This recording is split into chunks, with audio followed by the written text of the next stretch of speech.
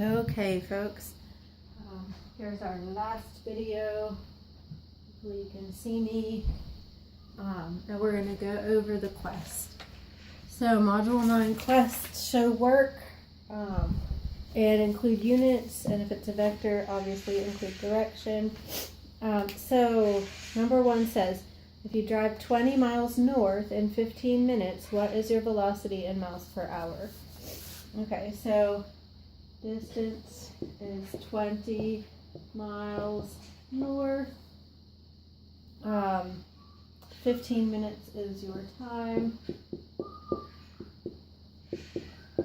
It asks for velocity in miles per hour. So obviously our time in minutes is not going to work. We need to convert to hours. 15 minutes is a quarter of an hour. So you could do 1/4 hour or 0.25 hour. So then you just, velocity is, distance is rate or velocity times time. So rate is going to be distance divided by time. So rate or velocity, distance 20 miles divided by time, 0.25 hours. And we'll get then 80 miles per hour. Now we know the direction of travel is north, so velocity is going to be a vector in this case, and we need to put that. So 80 miles per hour north, you need to have the magnitude, the unit, and the direction to solve that problem correctly. 80 miles an hour north. So that's number 1. Number 2, you have some options. You get the same answer no matter how you think about the problem, but there are a few ways you can think about it that are all just fine. So number 2 says this: what is the velocity in meters per second of a bird flying 2 kilometers east in 6 minutes? So distance here will be 2 kilometers east. Time will be 6 minutes. And it says we need to report the answer in meters per second. So obviously we have to convert both of these things. We can do that step by step, or we could do it all in one shot. So first I'm going to do it step by step. So the first thing I need to do is fix kilometers and make that meters, because our answer is in meters per second. So 2 kilometers, and I'll put that over 1 just so you can see units cancel. And then I want to cancel out kilometers. I want to get meters. So I know there are 1,000 meters in 1 kilometer. So that means kilometers cancel. I get 2,000 meters. So instead of 2 kilometers east up here, I just change that to 2,000 meters east. So then the second part, I need to change the time. I need to report answer in meters per second. This is in minutes, so I'll change minutes to seconds. So 6 minutes divided by 1, just so I have a denominator. So I want to cancel out minutes, and I want to get seconds. So we know there are 60 seconds in 1 minute. My minutes will cancel. And then 6 times 60 is 180. Oh, no. It isn't. 6 times 60 is 360. That's why I have an answer sheet. So 360 seconds is equal to 6 minutes. So we'll change that. Okay. So now I have the right units. And I can just solve the problem the way we did the last one. And we can say distance equals rate times time. Rate or velocity is distance divided by time. So I put in my distance, 2,000 meters.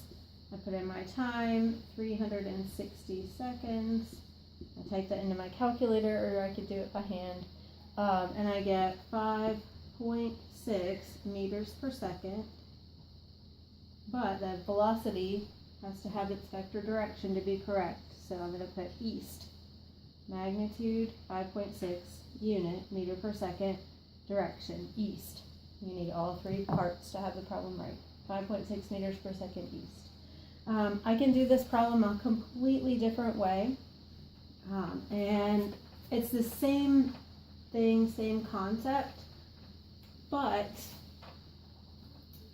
this is really kind of how I think. I'll even change color for it. So I would do this kind of all in one big long string. So this is problem 2 again, same thing. I would start out with 2 kilometers. Remember, I want to get my answer in meters per second, right? So I'm going for that.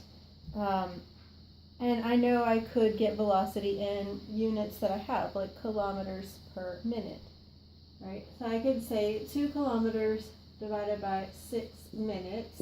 Well, that's a velocity, but it's not the units I want. So now I'll just go through and cancel the units, kind of like I did before, just kind of in one problem. So I'm going to cancel minutes, I'm going to get seconds, and now I can just plug in the whole thing. So I know there's 1,000 meters in 1 kilometer. And I know the book teaches you a different way, and so since I did that the first time, I guess we could do, they say like, what, 1 meter is 1,000th of a kilometer. So if you think that way, that's fine. That decimals are to be avoided for me. I prefer the 1,000 meters in 1 kilometer myself. 1 minute is equal to 60 seconds. And then if I type that into my calculator here, I would do this. 2 divided by 6 divided by 0.001 divided by 60. And I get the same answer, 5.5555. So I would round again here to 5.6. Or you could write 5.5 with a repeating line over it, meters per second, because my units have all canceled. Minutes cancel with this minute, so now I just am left with a meter and a second. And it's still going east, so 5.6 meters per second east is still the answer. There's kind of a different way to think about it. And I like to do my problems all in one big long string so I can see all the units and where they're going. Think about the units I have and the units I want to get. And that works for me better. So you have options. Number 3 says this: I am chasing Matthew on my bike and we are both headed west. If he runs at 5.2 miles per hour and I bike at 6.0 miles per hour, what is our relative velocity? Wow. So we're going the same direction. And he is going slower. He's in the lead. So I'm closing the gap, right? So our relative velocity is in the direction we're traveling, because we're both traveling the same direction and I'm gaining on him. So we're moving toward each other in the direction of travel. And I'm only gaining on him by a fairly small velocity, right? So we would have 6.0 miles per hour minus 5.2 miles per hour. So that would give us 0.8 miles per hour. And of course that's not a complete answer because we do have vector direction, so west. 0.8 miles per hour west is our relative velocity.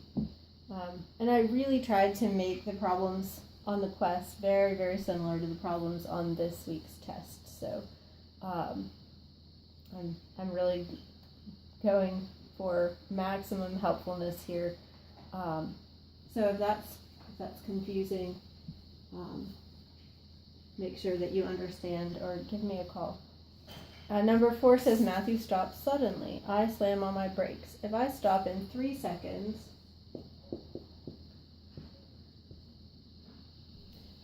what is my acceleration in foot per second? So I'm looking for acceleration in foot per second, and it should be foot per second squared. I guess I was trying to get the little superscript to work and I just didn't get it to work. So you can change that on your paper to acceleration units should be foot per second squared, obviously. And then I give you some conversion factors. There are 5,280 feet in a mile, 3,600 seconds in an hour. So I'll do this as a big long string. So he stops. He is going 6.0 miles per hour. And then what I want to end up with is feet per second squared for acceleration. So we'll consider here, I cancel out hours with my conversion factor of 1 hour is 3,600 seconds. Now I've got miles per second. I need meters per second squared, is that right? Uh-oh, feet. Oh. Feet per second squared. Okay. Oh, here we go. Alright, so miles can cancel with feet. I want to cancel out miles. I want to get, that is not enough, feet. Alright, so 5680 feet are in 1 mile. 5280 feet. Sorry, distracting child, probably having a nosebleed. Okay, 5280 feet in a mile. And then I have the time. It took 3 seconds. Now we're going to think about the units we want. We've canceled out the miles here. What we're left with is feet per second, but we need feet per second squared for acceleration. So we need that second to go in the denominator. So I'm going to put that 3 seconds in the denominator, like that. That'll give us acceleration. So now I'll have well, if I type in 6 divided by 3,600 times 5,280 divided by 3 in my calculator, I would get this, 9.23. Then in the numerator, I'm left with feet. In the denominator, I've got this second and this second. So second times second is second squared. And then I have to consider my direction. So Matthew was going, let's see. Matthew was going, or no, I was going 6 miles per hour. I slam on my brakes. I go down to 0 miles per hour. So I want my acceleration. I was heading, if I look at problem 3, I was heading west. So when I'm slowing down to stopping, my acceleration will be pointed in the opposite direction of travel. So if I was headed west, my acceleration will be going east. So my whole answer, magnitude, unit, direction, 2.93 feet per second squared to the east. That's problem 4. And the last one, and then we'll see what's happening with my child. Okay, last problem says this. I drop a stone off the Thomas Johnson Bridge. If it takes 2.9 seconds to fall, how high is the bridge in feet? Well, if I'm worried about feet, I'm going to use acceleration as 32 feet per second squared. If I'm worried about metric, I'll use it as 9.8 meters per second squared. I'm choosing to call, that's a squared. I'm choosing to call down negative in these problems. So if I work it out in feet, I can say that's not right. Distance is 1/2 AT squared. That will be 1/2 times 32 feet per second squared times time squared, which is 2.9 seconds, that quantity squared. So if I type into my calculator 0.5 times 32 times 2.9 times 2.9, then I will get something like 135 feet, because the second squareds cancel each other. And I'll work this problem in green. Oh, I didn't show a direction for that. I almost got a piece wrong. So I'll put the negative because I can call down negative.